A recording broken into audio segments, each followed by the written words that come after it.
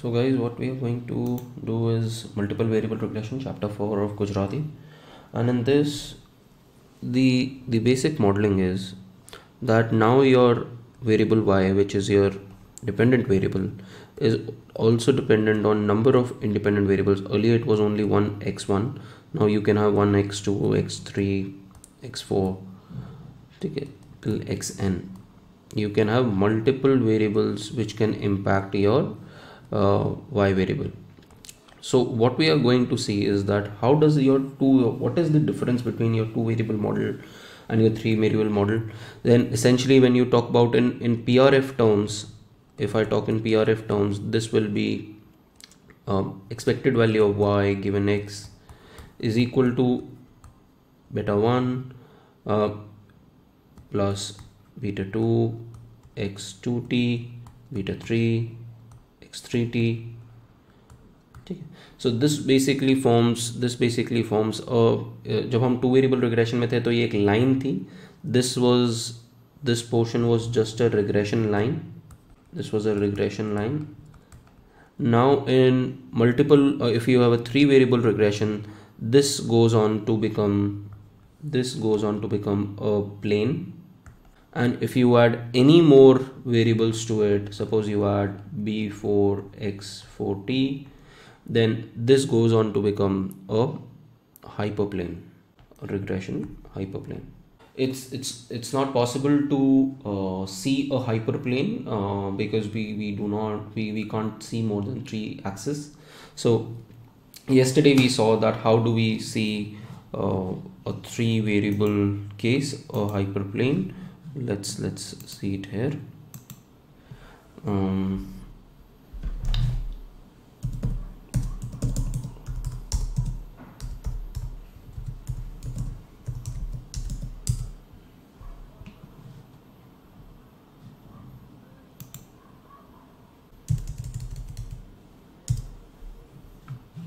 So we saw these images. So let's see this. No. So if you see this,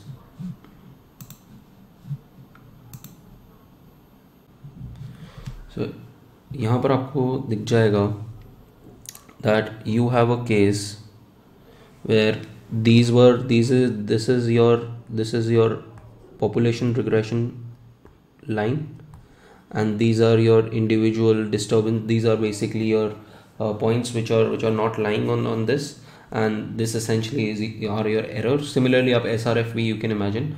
And in three variable regression you can have your one of your variables as x1, one of the other variables as x2, and then you have this ये आपका basically x axis हो जाएगा, ये y axis हो जाएगा, and ये z axis हो जाएगा.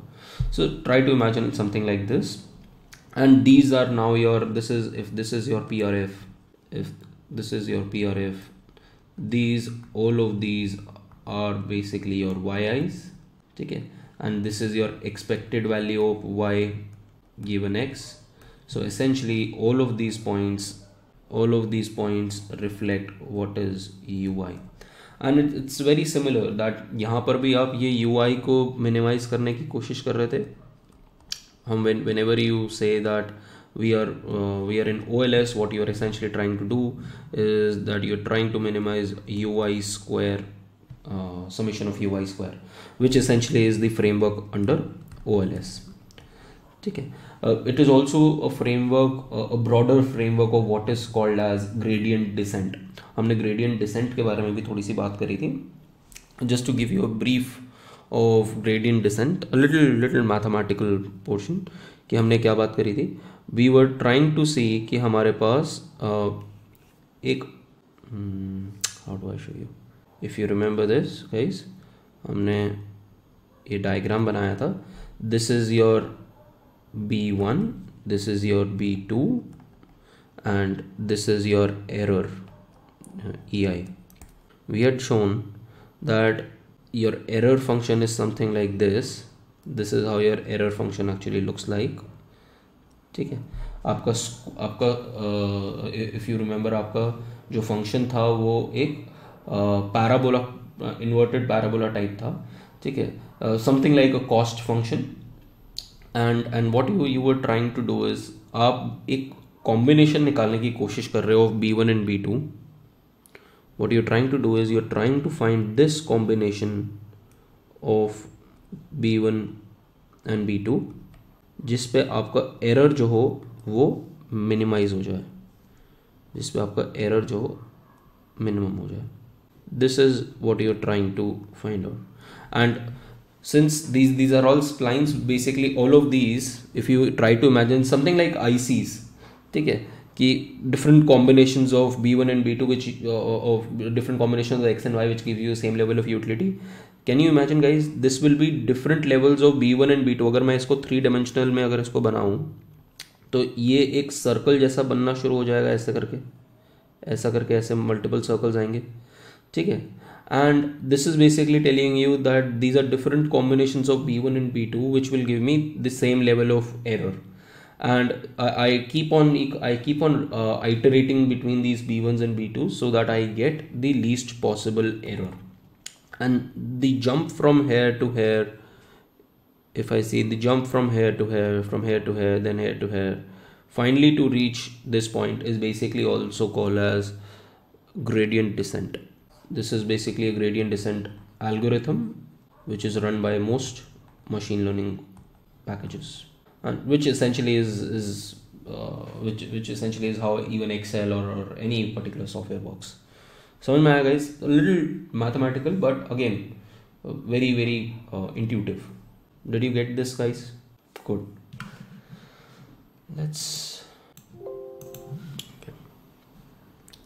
Let's move on to our reading and see what do we have in place. Give me a second. So let's write the PRF in stochastic form. अब इसको कई तरीकों से लिख सकते हो. You can write it in I form, you can also write it in T form. आपको कई बुक्स में T form में मिलेगा, जैसे आपकी बुक में T form में है. कई बुक्स में you will get it in I form as well, but that really does not matter. I'll explain you how it does not matter actually. So PRF in multiple variable regression in stochastic form. What is this? This is either you can write it as yi is equal to b1 beta 1 plus beta 2 x2i plus beta 3 x3i plus ui, or you can also write it as yt beta 1 beta 2 x3t 2t plus beta 3 x3t plus ut. किसी भी form में लिख सकते हो. I generally prefer guys, if you ask me, I generally prefer this because T हम आगे जाके भी टाइम सीरीज को इंटरप्रेट करने के लिए कर लेते हैं. So I prefer this method.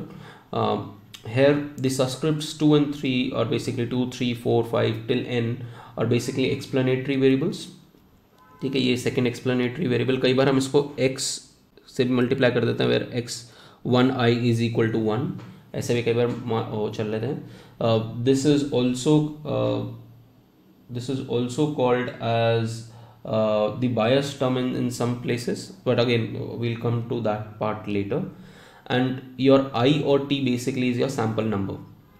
ठीक है, कि इसमें सैम्पल नंबर कौन सा है, क्योंकि हर एक उसके अंदर बहुत सारे सैम्पल्स होंगे. x2 के अंदर सैम्पल्स होंगे, x3 के अंदर सैम्पल्स होंगे. So i is representing, i और t is representing your sample numbers, and your 2 3 are representing your explanatory variables. Now in case of two variable regression हमने ये 2 लिखा ही नहीं कभी, हमने xi लिख दिया था क्योंकि हमारे पास सिर्फ एक एक्सप्लेनेटरी वेरिएबल था.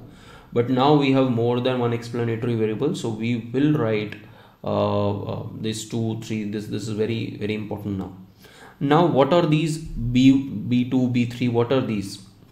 So basically these are partial regression coefficients. Now you need to understand this part as well.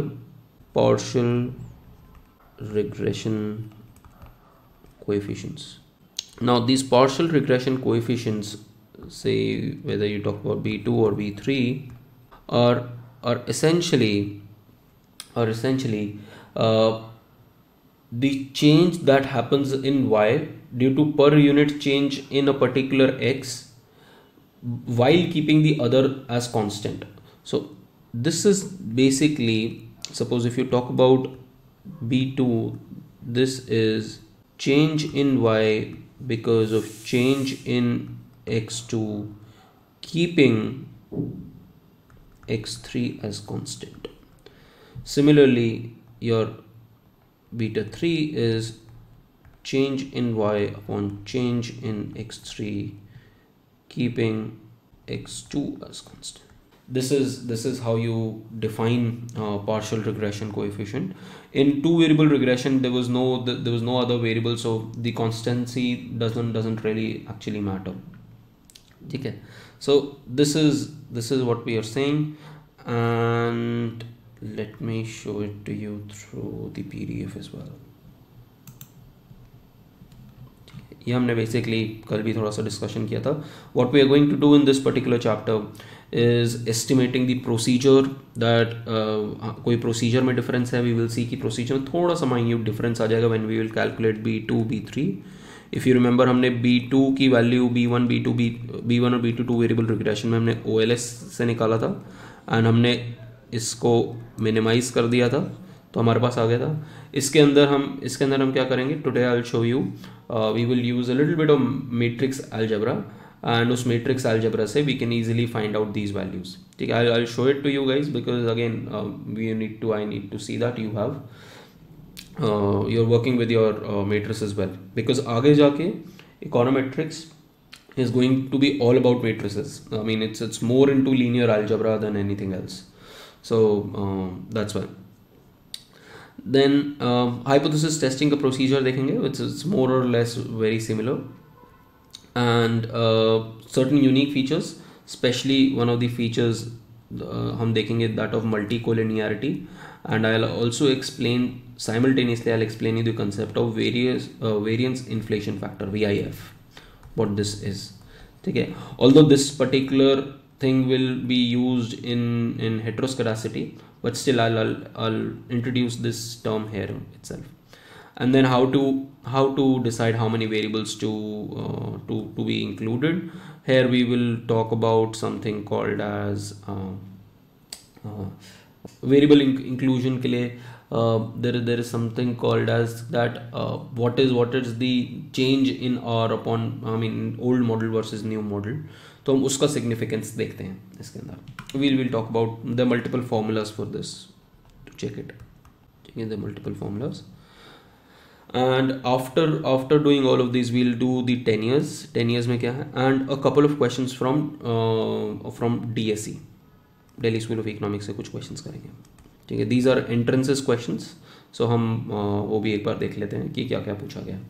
Now in 3 variable regression model I have already given you this, and this is the stochastic form, हम already बात कर चुके हैं. These are partial regression coefficients, nothing has changed. This is your deterministic component, this is your random component, non systematic component, we already know this. The model has to be linear in parameters, that is betas. Now let's see what this says. Now partial regression coefficient B2 basically measures the change in mean value of y for a unit change in x2 given x3 as constant, and because two variable regression के अंदर कोई और variable था ही नहीं, इसलिए you really did not care that what was the impact of the of any other variable. Let's see it through an example. Suppose ये हमारा estimated PRF है, या ये हमारा PRF है. Now we want to find out what is the impact. तो let's see that हमें पता है कि ये आपका change है, this is the change, this is your betas, this is your B2 and this is your B3. ठीक है.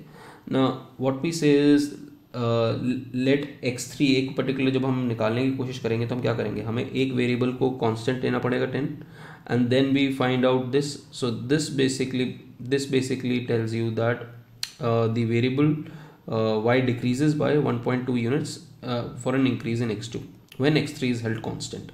So this is why you This is why you say that you are in a partial regression coefficient. Then okay, then similarly we have done this exercise as well.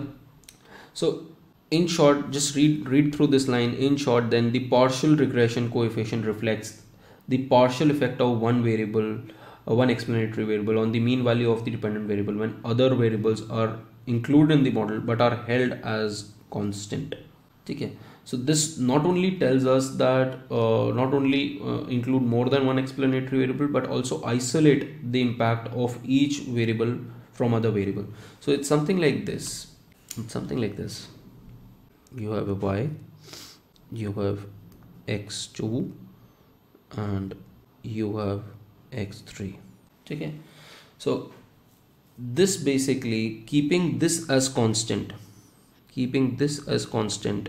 you want to find out this particular area. This becomes your beta 2, and similarly similar exercise के साथ if you want to find out the other thing, that becomes your beta 3. ठीक है, so that is what you're trying to do. नहीं तो there is an overlap also. ये जो overlap है guys, this overlap of x2 and x3 is basically the extent of multicollinearity, that how they are relating to each other. And not just that, ये एक दूसरे से relate करके जब इसको explain करेंगे y को, you will not be able to explain कि ये किसकी वजह से है. ठीक है, ये किसकी वजह से है, इसको आप अनटैंगल नहीं कर पाओगे. ठीक है, एंड अगर ये पोर्शन बहुत ज़्यादा हो जाएगा then you will not be able to separate them out only. ठीक है, I'll explain ये multicollinear, just keep this in mind. I'll explain this, and why I'll explain this, because multicollinearity अगर ये एरिया ज़्यादा शेडेड हो गया, so let it be. अगर समझ में आया ठीक है, नहीं समझ में आया तो just try to imagine कि अगर ये y के एरिया के अंदर अगर ये वाला ओवरलैपिंग वाला जो एरिया है अगर बहुत ज़्यादा हो जाता है, अगर ये ओवरलैपिंग वाला एरिया बहुत ज़्यादा हो जाता है, you will not be able to disentangle the difference between the impact of x and y. आपको x2 and x3 को आपको separate impacts देखने हैं, independent impacts. बट अगर ये ओवरलैप कर जाएंगे तो आप independent impacts नहीं देख पाओगे. So this is what we are talking about. We will have an example in 4.5. hold on. Okay, let's see. Okay, ठीक है, we will talk about this. We'll talk about this when the time comes. Let's move on to the assumptions now. The assumptions, some are very similar to the previous assumptions. Linear in parameters, we have already done it. Uncorrelated x2 and x3, what are they called? Disturbance terms. X2 and x3 are uncorrelated with their disturbance terms. We are basically saying that expected value of x2 e2 or u2 is equal to x2 ui is equal to 0. ठीक है, x3 expected value of x3 ui is equal to 0. So they are unrelated. Then the other thing is the error has zero mean. ये हमने already बात करी हुई है. Homoscedasticity, we have already talked about homoscedasticity, what homoscedasticity means. There is no autocorrelation, we've also talked about that. And this is a new assumption जो मैंने पहले भी बताया था. There is no exact relationship that exists between x2 and x3. There is no exact linear relationship between x2 and x3, which basically means there should not be no perfect multicollinearity. Multicollinearity will always be there. So don't try to imagine कि multicollinearity models में होगी ही नहीं. multicollinearity हर बार होगी model के अंदर और कुछ ना कुछ तो होगी. ठीक है, but at the same point of time what you need to avoid is a case of perfect multicollinearity नहीं होनी चाहिए. ठीक है, suppose let me give you an example for this. आपने कहा कि मैं हाइट को लेने की कोशिश कर रहा हूँ, या सपोज मैं वेट को रिग्रेस करने की कोशिश कर रहा हूँ. ठीक है, वेट मैं लोगों का रिग्रेस कर रहा हूँ ऑन मैंने कहा कि हाइट एक पैरामीटर हो सकता है एंड ये चलो हाइट को रिग्रेस करने की कोशिश कर रहे हो, ठीक है, और मैंने एक फंक्शन ले लिया वेट इन केजीज और दूसरा ले लिया वेट इन ग्राम्स। तो weight in kgs and weight in gram में तो परफेक्ट रिलेशनशिप है, तो इसीलिए आप इन दोनों को सेपरेट आउट, इन दोनों का इम्पैक्ट सेपरेट आउट नहीं कर पाओगे, ठीक है। बट सपोज मैंने वेट लिया और दूसरा लिया मैंने मास, दोनों के बीच में बहुत हाई रिलेशनशिप है बट वो परफेक्ट नहीं है, there is no exact relationship. Are you getting this point guys? this is a little technical point but which will be explaining, but could you understand this point कि there should not be a perfect relationship। Weight और grams के अंदर अगर वो तो simple एक nomenclature हो गया ना कि मैं वेट या ग्राम्स ले रहा हूँ, तो वो डिफरेंस नहीं होना चाहिए। बट मास या कोई अनरिलेटेड चीज़, you can also take weight square by the way which will be very highly related to weight, but at the same point of time the relation will not be 100%, but at the same point of time what you do not want is a model where you have basically a model where you have perfect linearity between these two variables, ठीक है। and we are talking about linear relationship guys, ठीक है, non linear relationship चल जाएगा। सो अगर आप wait ले रहे हो एंड वेट स्क्वायर ले रहे हो, can I take these two variables guys? या वेट ले रहा हूँ और वेट अंडर रूट ले रहा हूँ, can I take these two variables? क्यों Muskaan? So because there is a linear relationship here. लीनियर रिलेशनशिप है? No, there is no linear relationship, तो हाँ, so because this is a non linear relationship इसलिए मैं इसको ले सकता हूँ, बट लीनियर रिलेशनशिप के केस में मैं कभी नहीं ले पाऊंगा। Do remember this thing guys. In fact your cost का जो फंक्शन होता है वो तो नॉन लीनियर रिलेशनशिप्स पे ही बिल्ट होता है, ठीक है। So if you remember your cost function, तो it's squared and cubed function of cost, so that is a pure case of non linear relationship. Give me a moment guys. Yes, so let's see this. You have the other assumption that your error terms are normally distributed. Now why do we need this assumption guys? Why do we need this assumption? किस लिए चाहिए था ये assumption? हमने क्यों पढ़ा था? So because this will govern the this will impact the distribution of yi and then betas. Exactly.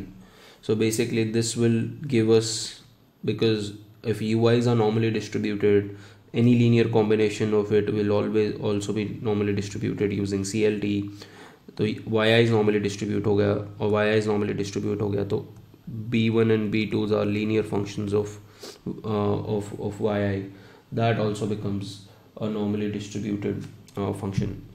So basically all of this chain is basically to get that we can get distributions of b1 and b2. हम इसकी distributions निकाल लें, और अगर हमने इसकी distributions निकाल ली तो then we can do hypothesis testing on it. So this is extremely important for hypothesis testing. Then now let's talk about multicollinearity. So when we say multicollinearity, we basically mean that x2 and x3 or any particular combination of any x's cannot be linearly related to each other. Suppose आपने ऐसा relationship बना दिया तो your x2 और ये ऐसा relationship बना दिया, so there is an exact linear relationship between x2 and x3. तो हमारे केस के अंदर क्या था, 1000 x3 will be equal to x2, ठीक है।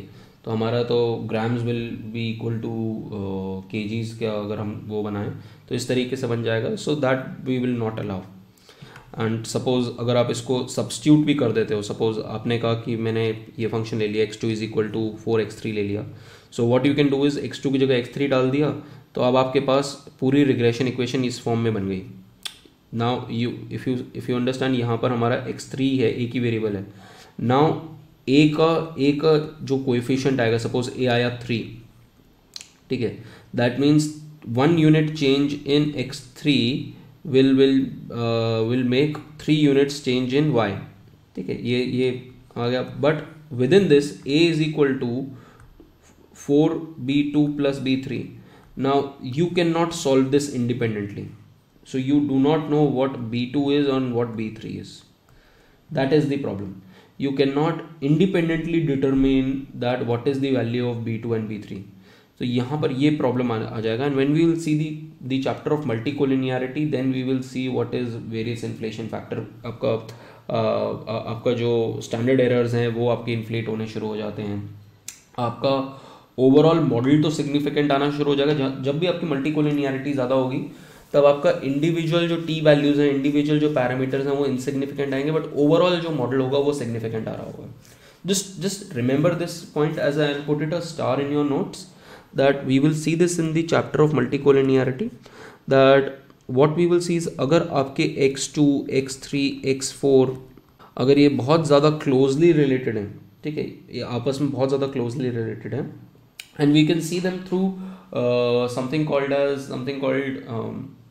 a correlation matrix. हम correlation matrix देख सकते हैं. I'll show you what correlation matrix is. If you want to see this correlation matrix, guys,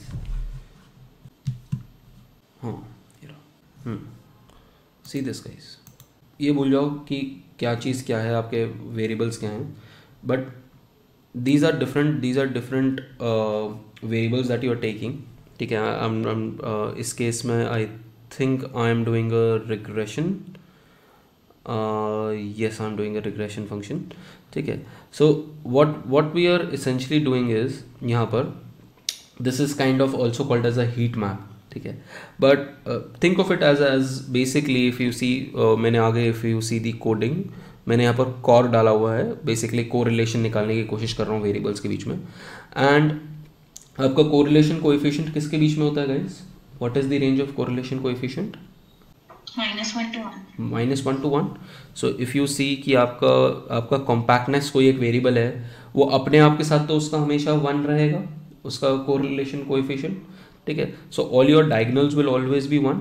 and if you see, ये देखो आपका compactness with जो आपका दूसरा टर्म है सर्कुलैरिटी, उसके साथ काफ़ी अच्छा रिलेशनशिप है. आपका डिस्टेंस के साथ बड़ा अच्छा है. देन सिमिलरली कईयों में नेगेटिव है, कईयों में 0 है. So what you basically see is this, for example this circularity का जो रिलेशनशिप है with this particular variable which is max length rectangularity. I think we are talking about Parkinson's disease. तो उस केस के अंदर आपका बहुत ज़्यादा 9-7 जो है आपका वेरिएबल है, आपका कोरिलेशन कोएफिशिएंट है. तो रिग्रेशन के केस में अगर आपके बहुत ज़्यादा कोलिनियर रिलेशनशिप्स हो जाएंगे, तो what essentially will happen is that you will not be able to independently discern कि इसका कोएफिशिएंट क्या है सर्कुलैरिटी का, और उसका आप इंडिपेंडेंटली वो नहीं निकाल पाओगे. Let me give you a simple example which you can actually understand. ये देखो, इसमें बेसिकली हम क्या कह रहे हैं, इसमें हम कह रहे हैं कि हम किसी भी, और this example we will do in the class, that we are trying to find miles per gallon. हम क्या करने की कोशिश कर रहे हैं, हम रिग्रेस करने की कोशिश कर रहे हैं, हम गाड़ी का एवरेज निकालने की कोशिश करेंगे. गाड़ी की एवरेज कितनी होगी, ठीक है, गाड़ी की एवरेज कितनी होगी. या सो हम गाड़ी की एवरेज निकालने की कोशिश कर रहे हैं, और गाड़ी की एवरेज बहुत चीज़ों पे डिपेंड करेगी. गाड़ी की एवरेज इस चीज़ पे डिपेंड करेगी कि उसके अंदर सिलेंडर कितने हैं. If you are aware of the mechanism of a car की 2 सिलेंडर है, 4 सिलेंडर है, 6 सिलेंडर है, 8 सिलेंडर्स हैं. जितने ज़्यादा सिलेंडर्स होंगे उतना ज़्यादा पावर गाड़ी में जाएगी. Then displacement of the engine. आप लोगों ने सुना होगा गाइज, इंजन का डिस्प्लेसमेंट होता है 1000 सीसी की कार, 1100 सीसी, 1200 सीसी. पहले एक गाड़ी आती थी, याद है guys, Maruti 800. You remember Maruti 800, all of you? Yes. Maruti 800 में 800 क्या होता था, 800 used to be the displacement of the engine, ठीक है. सिमिलरली स्टीम जो होता था मारुति 1000 बोलते थे, because 1000 was the displacement of the engine. So displacement है. फिर उसके बाद हॉर्स पावर है. हम हॉर्स पावर के ऊपर देखेंगे हॉर्स पावर का क्या इम्पैक्ट है. गाड़ी का वेट कितना है, गाड़ी का एक्सेलरेशन कितना है, गाड़ी का ईयर ऑफ मेक कितना है. ये this is what we will see when we will see कि हम डमी वेरिएबल्स में कैसे डील करते हैं, ठीक है, we will see all of that. But essentially we are trying to find out that what is the MPG, what is miles per gallon. ठीक है, 1 litre miles per gallon is basically a term that you use in foreign countries. Here we say that कितने kilometre है for each particular कितने kilometre चलेगी for each particular litre. So अब देखो कि आपके रिलेशनशिप्स जो हैं वो किस तरीके से ऑपरेट करते हैं. अगर माइल्स पर गैलन देखूं, so this is basically telling you कि माइल्स पर गैलन का इसके साथ साइकिल सिलेंडर्स के साथ क्या रिलेशन है, आपका इसका डिस्प्लेसमेंट के साथ क्या रिलेशन है, आपका HP के साथ कितना रिलेशनशिप है. ठीक है, so essentially it's going to tell you about this. And between all of these you need to see कि कोई ऐसा तो नहीं है रिलेशनशिप जहाँ 1 आ जाए या 0.95 आ रहा है, कुछ बहुत ज़्यादा क्लोज आ रहा है. जैसे weight and displacement, guys can you must be able to understand कि अगर गाड़ी का डिस्प्लेसमेंट ज़्यादा होगा तो उसका मतलब क्या होगा कि उसका इंजन बड़ा होगा.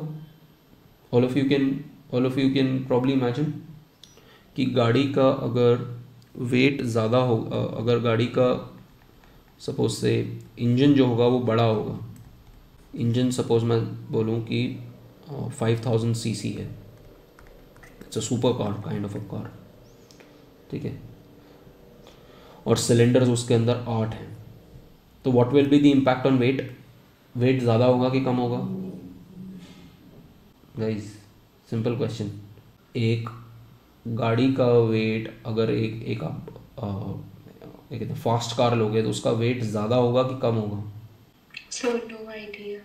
इसमें नो आइडिया की क्या बात है? अरे मर्सिडीज़ का वेट मारुति से ज़्यादा होगा कि कम होगा? तो सोचने की बात है. इंजन अगर बड़ा होगा, आपने इंजन बड़ा कर दिया, तो इंजन बड़ा होने की वजह से आपका वेट भी ज़्यादा हो जाएगा. आपका डिस्प्लेसमेंट ज़्यादा हो रहा है तो आपका वेट भी ज़्यादा होगा. तो आप देखो डिस्प्लेसमेंट के साथ में आपका वेट देखो, weight and displacement 0.93, weight and cylinders 0.9, weight and HP 0.87. इनमें देखो डिस्प्लेसमेंट एंड HP 0.9. ठीक है, जितना ज़्यादा आपके सिलेंडर्स होंगे उतना ज़्यादा आपका डिस्प्लेसमेंट होगा. ठीक है, तो this entire area is showing कि यहाँ पर मल्टीकोलिनियरिटी है, क्लियर मल्टीकोलिनियरिटी दिख रही है आपको इन वेरिएबल्स के अंदर. Number of cylinders, HP, displacement, weight, ये चारों के चारों आपस में एक दूसरे से बहुत ज़्यादा रिलेटेड हैं और अलग से निकल के आ रहे हैं हमारे हीट मैप के अंदर. ठीक है, I'll tell you later कि हीट मैप कैसे ड्रॉ करना है, वो उस बात की चीज़ें हैं. But essentially you should get the idea कि मल्टीकोलिनियरिटी इस तरीके से you can probably find out. ठीक है, एंड चलो उसको similarly this is also a similar case where this particular area is actually telling you कि काफ़ी ज़्यादा ये वैल्यूज़ जो है काफ़ी ज़्यादा एक दूसरे से रिलेट कर रही हैं. ठीक है, so but at the same point of time I think this is not a question of, हाँ this is basically this is a different question. इसके अंदर हम क्लासिफिकेशन कर रहे हैं, इसके अंदर हम रिग्रेशन नहीं कर रहे हैं. हम गाड़ी की सैटेलाइट इमेज से चेक करने की कोशिश कर रहे हैं कि वो गाड़ी कौन सी है. So this is not a normal. So you don't want these kind of relationships. And just remember, जब आपका मल्टीकोलिनियरिटी बहुत ज़्यादा होना शुरू हो जाएगा, you will not be able ये इसका B2 आएगा, इसका B3 आएगा एंड इसका B4 आएगा. आपके इसके जो T स्टेटिस्टिक्स आएंगे बहुत ज़्यादा इनसिग्निफिकेंट आने शुरू हो जाएंगे. ठीक है, you will see that. Why you will see that also I will explain it to you, but that will come in the chapter multicollinearity.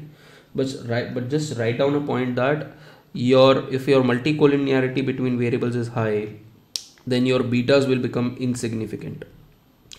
Insignificant का क्या मतलब होता है? What do we mean by insignificant, guys?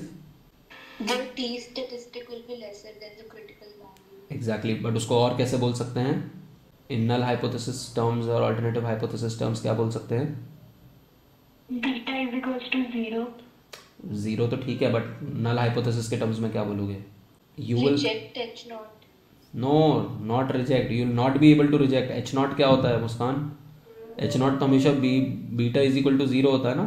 Sorry sir. हाँ, हम reject, हाँ हम we will not be able to, you will not be able to reject it. आप रिजेक्ट नहीं कर पाओगे. बट जब आप ओवरऑल मॉडल देखोगे, और ओवरऑल मॉडल का स्टेटिस्टिक क्या देखा था गाइस हमने कल? Overall model robust F test, exactly. F test जब देखोगे तो एफ टेस्ट सिग्निफिकेंट आएगा, ठीक है, और इंडिविजुअली आपके बीटा सिग्निफिकेंट नहीं आ रहे. This should give you a hint कि मॉडल में मल्टी कोलिनियरिटी है, ठीक है. एंड दिस बेसिकली, अगर आपको किसी चीज़ के बारे में पता भी नहीं, for example I am working on, जैसे अभी मैंने एक डेटा सेट दिखाया, Parkinson's data set. I am not a doctor, but at the same point of time data scientists are doing much efficient work. I mean, Google is able to determine the disease even before a doctor can. How does it, I mean, ये कैसे कर रहा है? because of the algorithms that are going behind it, ठीक है. So you even without going into the domain, you can actually tell कि अच्छा यहाँ पर मल्टीकोलिनियरिटी आ रहा होगा. क्यों? क्योंकि मेरे इंडिविजुअल पैरामीटर्स जो हैं वो सिग्निफिकेंट नहीं आ रहे, बट ओवरऑल मॉडल बहुत सिग्निफिकेंट है. Just remember this term, we will come back to this in multicollinearity. Although in case of perfect multicollinearity is rare, the cases of high multicollinearity is abound. Let's talk about estimation, guys. Let's talk about कि इसको estimate कैसे करना है अब, and इसको stochastic form, non stochastic form, इन सारे forms के अंदर how do we write it down, ठीक है. let's do that part, and SRF के बारे में भी लिखते हैं ना. सो SRF इन स्टोकास्टिक, पहले SRF लिखते हैं पहले तो. What will be your SRF? Your SRF will be equal to yi hat is equal to b1 plus b2 x2i plus b3 x3i, ठीक है. ये आपका SRF हो जाएगा. SRF इन स्टोकास्टिक फॉर्म कैसे लिखोगे? SRF इन स्टोकास्टिक फॉर्म कैसे लिखोगे? सॉरी, ये तो नॉन स्टोकास्टिक फॉर्म हो गया. स्टोकास्टिक फॉर्म में कैसे लिखोगे? You will write yi is equal to b1 plus b2 x2i plus b3 x3i plus ei. ये आपका स्टोकास्टिक फॉर्म हो गया, और ये आपका नॉन स्टोकास्टिक फॉर्म हो गया, ठीक है. This is basically a point, ठीक है. हमारा जो ये प्लेन पे जो पॉइंट है, ये वाला पॉइंट, ये पॉइंट क्या होगा? This point is nothing but, अगर ये आपका SRF है, if this is your SRF, this is basically your yi hat, ठीक है, is equal to b1 plus b2 x2i plus x3i b3 x3i. तो this is your error term ei, and this becomes your yi, ठीक है. तो yi plus minus वो कर लोगे तो आपके पास ये आ जाएगा. any problems guys? anything that you are facing here? कोई डाउट, कोई clarification? Okay, let's see this now. अब हम एक एग्जाम्पल करते हैं इसमें, या और what we will do is we will continue with the example of what is there in the readings, ठीक है. and give me a moment guys. yes, chalo. So let's introduce a little bit of matrix algebra. Now let's get into the estimation of the parameters. अब parameters कैसे estimate करेंगे? You have your population regression function, and similarly your sample regression function, and this is in stochastic form. Now you need to minimize this error term. ये minimize कैसे करोगे? The same way कि आपका error term है, all you have done is taken everything to the other side, and just square this term up and do an addition. This is what you will get. ठीक है, and then what do you need to do guys? Can someone tell me कि इसके बाद क्या करेंगे हम? So we'll partially differentiate the parameters with respect to the square of errors. Okay, differentiate with respect to what? The parameters b1, b2, b2, etc. and then you will get it to b3, and you will also get it for b1. This is what you will do. You will put them as 0 and you will get 3 normal equations, which if you solve you will get these values. Now let's see how to solve them. We will not take these values, we will need to know how to solve them. Okay, now for this guys, open a fresh page. We will do a little bit of matrix algebra. So solving for, so you have your error term, essentially you have your error term is equal to yi minus b1 minus b2 x2i minus b3 x3i. You do summation square,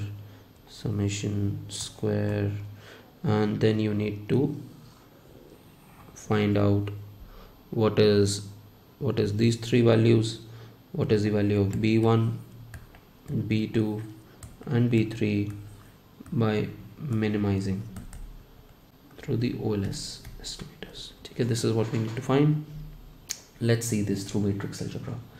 Now in matrix algebra guys, what essentially we have OLS estimation. Now what you have is आपके पास एक आपकी जो equation है वो क्या है, yi is equal to b1 plus b2 x2i plus b3 x3i plus ei. ये basically क्या है गाइस, ये अलग अलग आपके अलग अलग सैम्पल्स हैं. All of these are samples guys. ये सैम्पल्स कैसे हैं? Can I write this entire equation in matrices? Can I write this as y1 से लेके आपके कितने सैम्पल्स हैं? सपोज आई से मेरे पास n सैम्पल्स हैं yn तक. So can I write this as n into 1? इस तरीके से लिख सकता हूँ y का. Can I represent yi as a vector guys? can you see yi is nothing but a combination of different yi's which again can be represented as a vector? yes or no? Yes sir. ठीक है, तो ये एक vector हो गया आपके पास.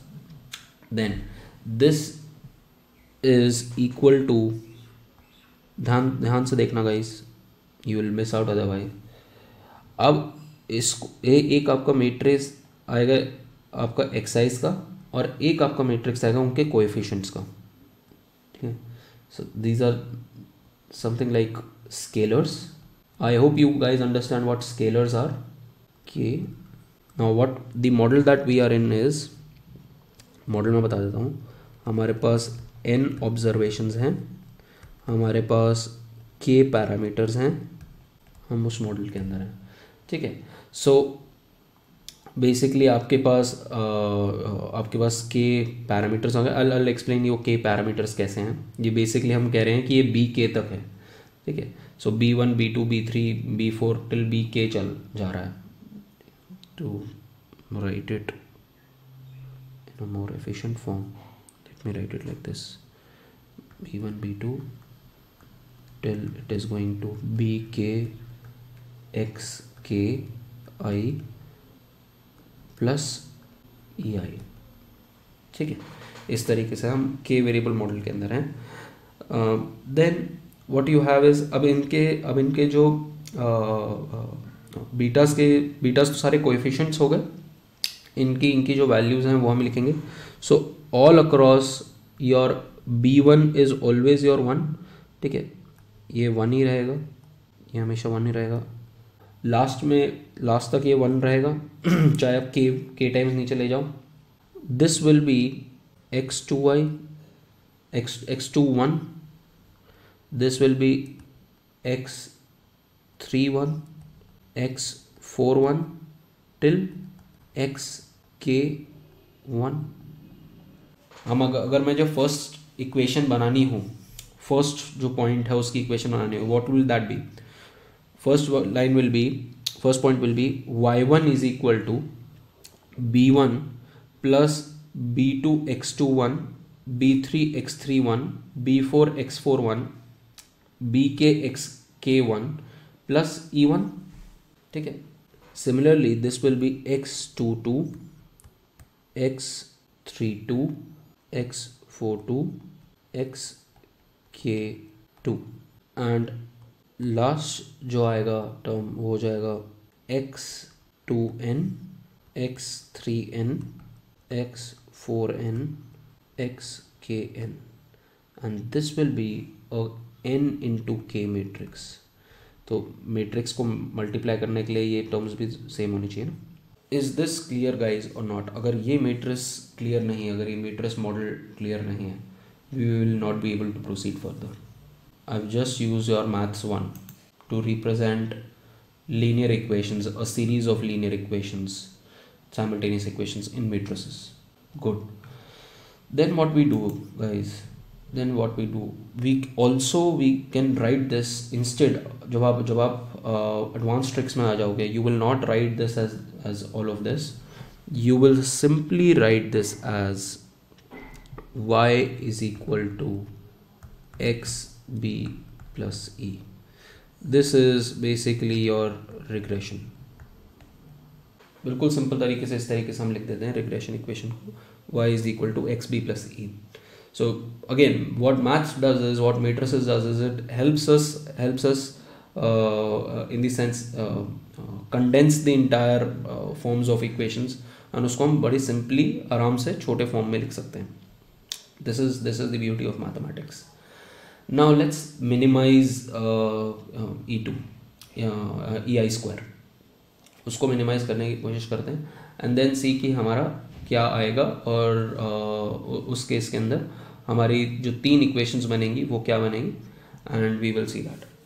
So we have summation ei square जो था that was, अच्छा ये दिख रहा है, summation yi minus b1 minus b2 x2i minus b3 x3i square. ठीक है. एंड अगर आप उसको एक्सटेंड करना चाहते हैं तो बाकी तक एक्सटेंड करना है, बट अभी हम 3 वेरिएबल रिग्रेशन के अंदर ही जाएंगे. Let's do this. What you will get is 2, बस चेन रूल लगाना है, yi b1 b2 x2i b3 x3i into -1 is equal to 0. ठीक है. what you will get is from here आपका पहला नॉर्मल इक्वेशन आ जाएगा, summation yi is equal to n b1 plus b2 summation x2i plus b3 summation x3i. ये आपका first normal equation हो गया. ठीक है. इसको अभी हम मैट्रिक्स में डालेंगे. Similarly, do the same for summation x square b2 के रिस्पेक्ट में करते हैं. b2 के रिस्पेक्ट में करोगे तो बस आपका एक मल्टीप्लिकेशन वाला टर्म और आ जाएगा. So you will get, what you will get is summation yi x2i yi x2i, क्योंकि आपका यहाँ पर ये आ गया है. ठीक है. yi x2i, तो आपका जब आप प्रोडक्ट रूल लगाओगे, सो प्रोडक्ट रूल में आपका x2i एक ज़्यादा आ रहा होगा. So yi x2i is equal to b1, just try to check guys, b1 summation x2i plus b2 summation x2i whole square plus b3 summation x2i x3i.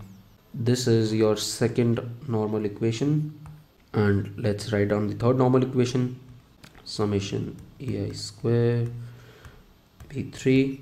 This will be equal to, very similar to this, x3i b1.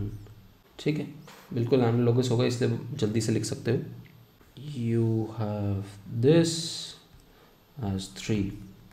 ठीक है. Now you can put all these 3 guys in a matrix form just put them in a matrix form, and what you will get, just try to put them in a matrix form.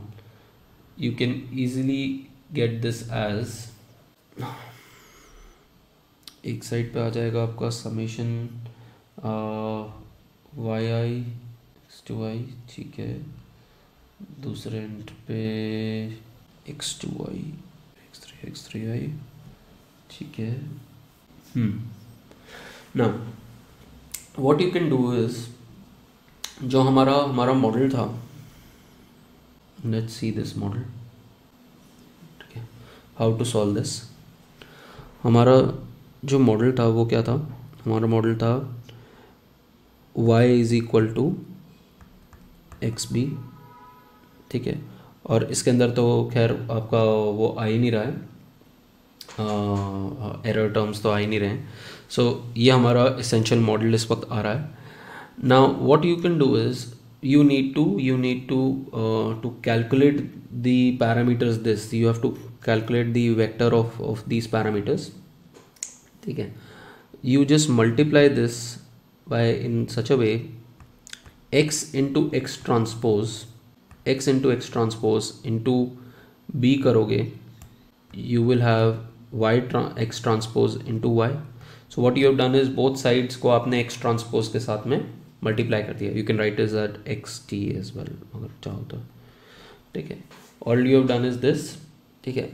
Now you know that your X variable क्या है. X variable is nothing but 1 x2 1 x3 1 till xk1. ये 1 1 1 1 है, ये x2n है, ये x3n है, ये xkn है, ठीक है.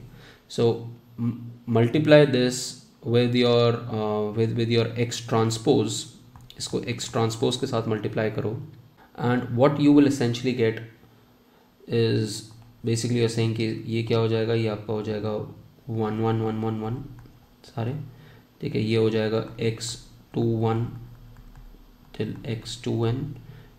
सिमिलरली ये आ जाएगा आपका xk1 till xkn. This is your n into k matrix, this is your k into n matrix. All what we are trying to do is, जब इसको मल्टीप्लाई करोगे तो कौन सा मैट्रिक्स बनेगा guys. when you multiply x transpose into x, you will get a matrix. This matrix will be n into n matrix. So once you get that, then your life becomes much more easier. I'm just giving you hints, and then you can probably solve it at home as well, कि इसको 3 variable में कैसे करना है. If you're not able to do it, we'll do it in class. What you essentially have is xt x into b is equal to xty, and then what you do is just take the inverse of this. इस matrix का inverse लेना है आपको, is into b is equal to into y, and this by definition will be an identity matrix. This will be an identity matrix, and you will get x transpose x into x transpose into y. This is how you solve this entire problem. Try to do it at home, otherwise we will do it in class. And if you do this basic algebra of finding out the transpose तो खैर मैंने निकाल ही दिया. If you try to find out the inverse of it and you put it across, you will get this kind of a system. And फिर उसके बाद you can easily find out the values of b2 b3 and any other bk की value जो उसकी भी आपने निकाल लो. I'm just writing down the values here. Your b2 will be equal to, if you see this, ये आपकी normal equations, हमारी ये 3 नॉर्मल इक्वेशंस आई, and through these normal equations we can find out these values. हमेशा याद रखना, your b1 will always pass through the means of, or your regression function will always pass through the means of all the variables. So your regression function has to pass through x1 bar, x2 bar, x3 bar and y bar. इससे तो pass करना ही है, which essentially is being talked about by B1 that it passes through the means। and apart from that ये इनकी values क्या हैं, इनकी values just note these values because these are extremely important values. You need to remember this for your examination as well. Your B2 is summation yi x2i into summation x3i square minus summation yi x3i into summation x2i x3i upon summation x2i square into summation x3i square minus summation x2i x3i whole square। ठीक है, you need to remember this. अगर एक भी B की याद हो गई तो दूसरे बी की अपने आप याद हो जाएगी। It's very very analogous to the other one. So B3 will be equal to summation yi x3i। ठीक है, तो आप पहले याद रखना कि जिसका भी आप निकाल रहे हो उसी का x आएगा न्यूमरेटर में फर्स्ट। सो डिनोमिनेटर तो सेम रहता है x3i and this will be multiplied by summation x2i whole square. ठीक है, तो सबसे पहले मल्टीपल आपका होगा जिसका आपका चल रहा है coefficient, then the opposite one x2i का whole square, then this will be summation yi x2i and this will be, ये तो सेम ही रहेगा x2i x3i and denominator is the same x2i square summation x3i square minus summation x2i x3i। you need to remember these guys, ये कई बार use हो जाती हैं। So it's very essential। and if you compare it to our two variable regression, B2 की क्या value थी guys, क्या value थी guys? Summation x into y upon summation x whole square। This is, compare this to this. This is a much more complex term. We will understand where this complexity is arising because now you have multiple variables that have been introduced into the model, तो इसकी वजह से ये complexity भी है। And this was basically telling you कि X Y का covariance कितना है upon variance of X. And similar exercise is basically also happening here. हम इंडिपेंडेंटली निकाल रहे हैं where we are trying to find out that what is the impact of x2 on y independent of x3 upon the total variation in x2। ठीक है, so this is what you are trying to do।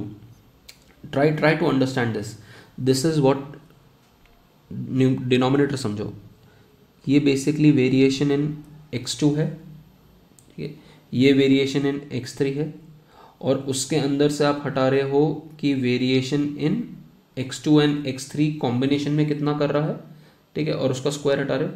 So it isn't it something like कि आपके पास आप basically ये निकालने की कोशिश कर रहे हो कि आपका ये x2 है, ये आपका x3 है, तो आपने क्या करा, आपने टोटल वेरिएशन देख लिया कि इसके अंदर वेरिएशन कितना है, ठीक है, फिर आपने कहा कि इसके अंदर वेरिएशन कितना है और फिर आपने उसके अंदर से ये वाला पोर्शन जो डबल काउंट हुआ ये हटा दिया, तो आपको पता चल गया कि अच्छा मेरा x2 के अंदर वेरिएशन कितना है। हम ये निकालने की कोशिश कर रहे हैं, ठीक है। It's something similar if you try to understand कि ये सिमिलैरिटी कहाँ पर आ रही है। एंड न्यूमरेटर में भी हम सिमिलर एसेंस चीज़ कर रहे हैं कि x2 जो है वो y के साथ कितना चेंज हो रहा है, गिवन कि आपका x3 भी है एंड उसके अंदर से you are trying to reduce जो इम्पैक्ट है x2 एंड x3 का simultaneously that can have on basically y। So I'm just intuitively trying to tell you that what you're trying to do is trying to find out that partial portion कि कितना individual impact होगा each particular variable का on your y। So this you can probably understand more intuitively rather than the simple way of understanding that we had in two variable regression. So this is your these are your terms for coefficients. The other thing that you need to remember, guys, is the variance, which is very important. Variance of b1 इतना important नहीं है, but variance of b2 जो है वो बहुत ज़्यादा important हो जाता है. ठीक है, b2 या bk कोई भी वेरिएंस ले लो, वो बहुत ज़्यादा इंपॉर्टेंट हो जाता है, because this variance just noted down is summation. अगर b2 की बात करो, it's summation x3i square upon summation x2i square summation x3i square जो उसमें भी था, minus summation x2i x3i whole square into sigma square. ठीक है, और we can also write this as, remember this form because this form will be used a lot more, sigma square upon summation x2i square into 1 minus r square 2 3, where r square is summation xi yi. ये basically correlation coefficient है. this is correlation coefficient between x2 and x3. ठीक है, now we will see कि जब आपका correlation, and this is also just note it down, guys, we will not use it right now. This is called as variance inflation factor, VIF. just note it down, but try to understand. ठीक है, because we'll come back to this point again. What are we saying? We are saying अगर x2 और x3 के अंदर बहुत ज़्यादा collinearity होगी तो उसका r स्क्वायर क्या होगा, guys? What will be the r square? अगर x2 और x3 आपस में बहुत रिलेटेड होंगे, जैसे आपका अभी था डिस्प्लेसमेंट एंड वेट, तो r स्क्वायर क्या होगा उनके बीच में? If it tends towards 1, तो क्या होगा, ये आपका डिनोमिनेटर जीरो हो जाएगा, जीरो की तरफ जाएगा, guys. All of you agree? And if it goes to zero, what happens to the variance of b2 goes towards infinity. And किसी भी वेरिएबल का अगर वेरिएंस इन्फिनिटी की तरफ जाना शुरू हो जाए तो आपका जो स्टैंडर्ड एरर क्या होगा, स्टैंडर्ड एरर इन्फिनिटी की तरफ चला गया. स्टैंडर्ड एरर अगर आपका इन्फिनिटी की तरफ चला गया तो आपका रेंज देखो कितना बड़ा आ जाएगा, आपका रिजेक्शन रीजन कितना छोटा हो जाएगा. इफ़ यू रिमेंबर गाइज, हमारा जो रिजेक्शन रीजन होता था वो क्या होता था, यहाँ पर एक लोअर लिमिट होती थी, यहाँ एक अपर लिमिट होती थी. If you remember, this used to be हमारा t(α/2)